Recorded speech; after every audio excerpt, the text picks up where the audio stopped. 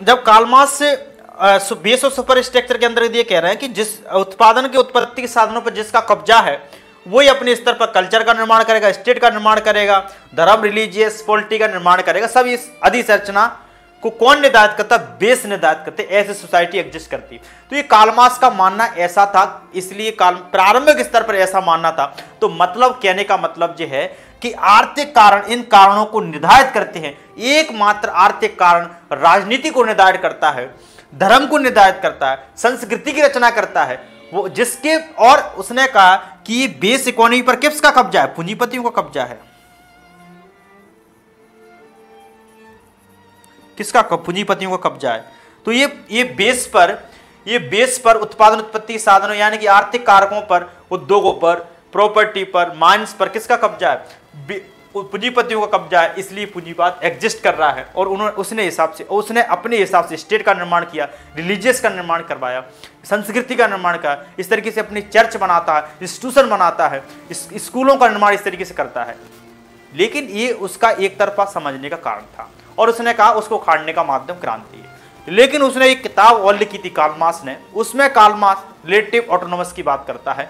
इसमें तो ये कह रहा है कि आर्थिक कारण ही यानी अर्थव्यवस्था राज्य को निर्धारित करेगी, संस्कृति को निर्धारित करेगी, नैतिकता को निर्धारित करेगी। सब चीज को निर्धारित कौन करेगा? अर्थव्यवस्था निर्धारित करेगी। कार्ल मार्क्स का ऐसा, प्रारंभिक कार्ल मार्क्स का ऐसा मानना था। लेकिन कार्ल मार्क्स ने एक किताब और लिखी। कार्ल मार्क्स ने कम्युनिस्ट मैनिफेस्टो के अलावा एक बुक और लिखी थी। उसमें वो रिलेटिव स्टेट की बात करता है। रिलेटिव वो कहता है कि यहाँ पे स्टेट को समझना क्यों, स्टेट मतलब आर्थिक कारण ही स्टेट को निर्धारित नहीं करते, राजनीति को निर्धारित नहीं करते, और भी अन्य कारण भी होते हैं। तो यहाँ पे तो क्या है? स्टेट अर्थव्यवस्था पर निर्भर है।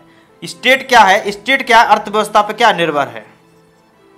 यहाँ पर उसने बात की कि निर्भर है। और एकमात्र राजनीति का एकमात्र कारक है अर्थव्यवस्था जो उसको निर्धारित करती है। लेकिन एक बुक और थी उसकी, 18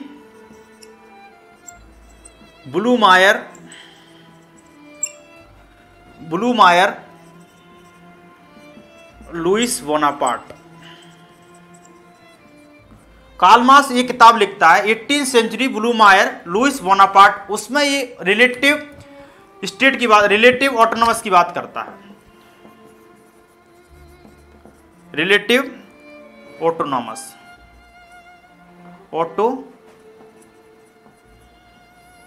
रिलेटिव ऑटोनोमस की बात करता है। वो कहता है स्टेट है, स्टेट अब जो है अर्थव्यवस्था मतलब सापेक्ष है, सापेक्ष स्वायत्तता का सिद्धांत देता है, स्वायत्तता का सिद्धांत देता है। ये सापेक्ष स्वायत्तता के सिद्धांत में कार्ल मार्क्स ये कहता है कि राज्य जो है मतलब राज्य जो है ना अब पूर्ण आंशिक क्या है? आंशिक स्वतंत्र है, आंशिक स्वायत्त है। मतलब एक राज्य को निर्धारित करने वाला एकमात्र अर्थ जो है, अब अर्थ एकमात्र कारक नहीं है। राज्य या स्टेट को निर्धारित करने वाले अन्य कारण भी हैं, अन्य कारण है। क्योंकि सापेक्ष का मतलब किसी के सापेक्ष है, पूर्ण मतलब एक तरीके से पूर्ण ऑटोनोमस नहीं है। क्या है स्टेट? पूर्ण ऑटोनोमस नहीं है, पूर्ण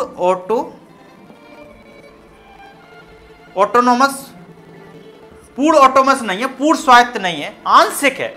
लेकिन राज्य को निर्धारित करने वाले अन्य कारण भी हैं, संस्कृति, कल्चर भी है, रिलीजियस भी है, और सांस्कृतिक कारण भी हैं, रिलीजियस कारण भी हैं, एजुकेशन भी है।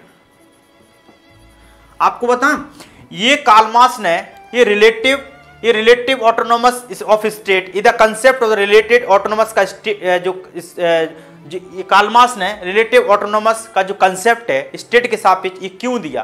कि उसने क्यों बताया कि राज्य जो है सापेक्ष स्वायत्त है, राज्य जो है सापेक्ष स्वायत्त है, वो पूर्ण स्वतंत्र, पूर्ण स्वायत्त नहीं है।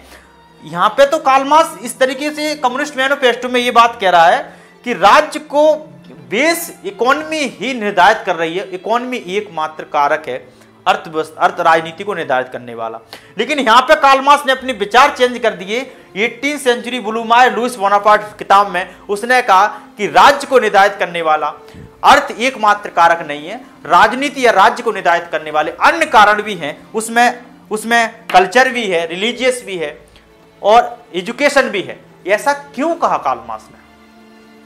यहां पे कह रहा है कि जिसका उत्पत्ति, उत्पादन व साधन पर कब्जा होगा, अर्थव्यवस्था पर जिसका कब्जा होगा, वही शासन करेगा, वही राजनीति में आएगा, वही शासक बनेगा, वही राजा बनेगा, वही किंग बनेगा, वही रूलर बनेगा।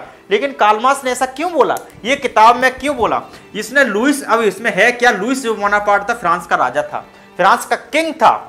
इसको समझना इसलिए महत्वपूर्ण है क्योंकि इसलिए कार्ल मार्क्स ने कहा कि सापेक्ष स्वायत्तता का सिद्धांत, ये हम लोग कम जानते हैं कार्ल मार्क्स के बारे में। सिर्फ कार्ल मार्क्स के बेस और सुपर स्ट्रक्चर के कंसेप्ट तक सीमित होते हैं, इसके बारे में हमारी समझ बहुत कम है। इसकी व्याख्या न्यू मार्क्सिस्ट लोगों ने और विस्तार से बड़े स्तर पर, अल्थ्यूजर, निकोलस प्लंजा, राल्फ मिलीमेंट, बड़े स्तर पर इसकी व्याख्या की है।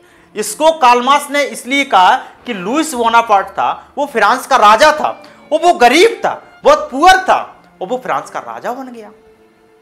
अब क्या था, लुईस बोनापार्ट फ्रांस का राजा बन गया, वो क्या था, पुअर था, बहुत गरीब था, जिसके पास संसाधन नहीं थे, जिसके पास संपत्ति नहीं थी, प्राइवेट संपत्ति नहीं थी, बड़े उद्योग नहीं थे, कारखाने नहीं थे, खानों पर कब्जा नहीं था, मांस पर कब्जा नहीं था, प्रॉपर्टी पर कब्जा नहीं था, फिर भी फ्रांस का राजा कैसे बन गया लुईस बोनापार्ट? तो कार्ल मार्क्स ने अपने विचार यहां पे चेंज किए। 18वीं सेंचुरी ब्लूमायर लुईस बोनापार्ट किताब में उसने ये कहा कि राज्य को निर्धारित करने वाला अर्थ या बेस जो है एकमात्र कारक नहीं है, इसको निर्धारित करने वाले अन्य कारक भी हैं। मतलब अर्थव्यवस्था, जैसे गरीब, अब वो लुईस बोनापार्ट फ्रांस का राजा बन गया, किंग बन गया, रूलर बन गया, कैसे बन गया? उसके पास उद्योग पर कब्जा नहीं था, उसके पास संपत्ति नहीं थी, पूंजी उसके पास नहीं थी, कैपिटल नहीं था, लेकिन उसने ये कहा कैसे राजा बन गया? तो उसने कहा अन्य कारक भी तो निर्धारित करते हैं, अन्य कारक भी तो निर्धारित करते हैं, तो इसलिए उसने कहा कि राज्य को निर्धारित करने वाले एजुकेशन होता है। मोदी जी आज देख लीजिए, चाय बेचने वाले देश का प्रधानमंत्री बन गया, उन्होंने बेची या नहीं बेची आई डोंट नो, बट ऐसा उनका मानना है, वो खुद लोग स्वीकार करते हैं।